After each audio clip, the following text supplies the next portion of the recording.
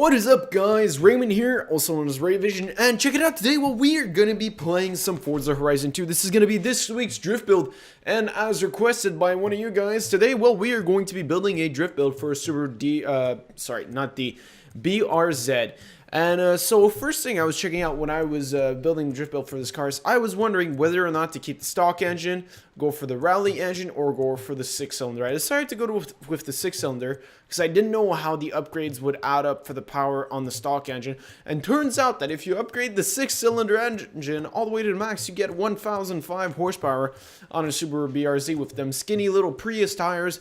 That makes for quite a bit of sideways shenanigans. This drift car is very interesting, okay? So it does okay in the tight corners, but where it really excels is when you're doing long corners, and it does well in the small corners too. I'm not saying it's bad, but it's pretty good.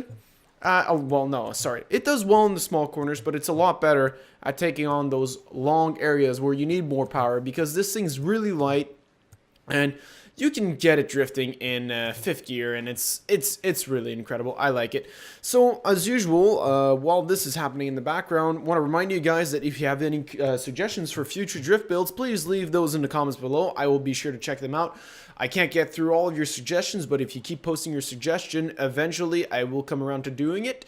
And make sure I do have enough money to be able to make the drift car, because that's always an issue. Right now I'm at about $300,000 in Forza Horizon 2, so keep that in mind.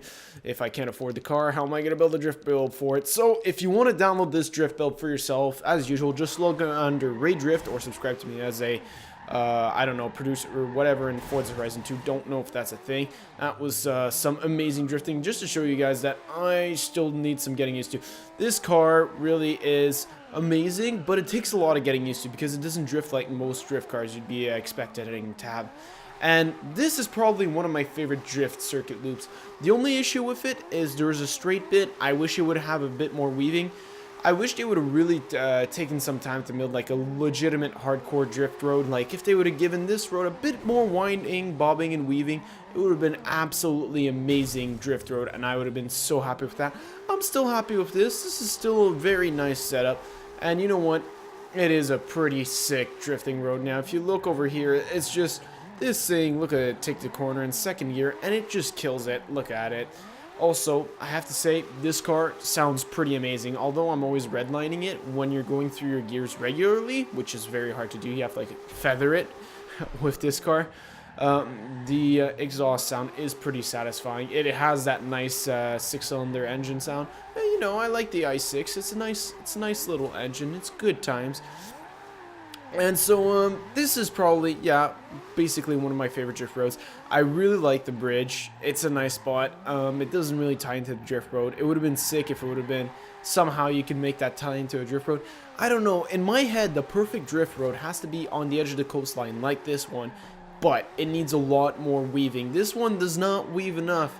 It has enough weaving to call it a drift road, but let's face it, if it had a lot more, then it'd be a lot better. Let's just face it. It could be a lot better.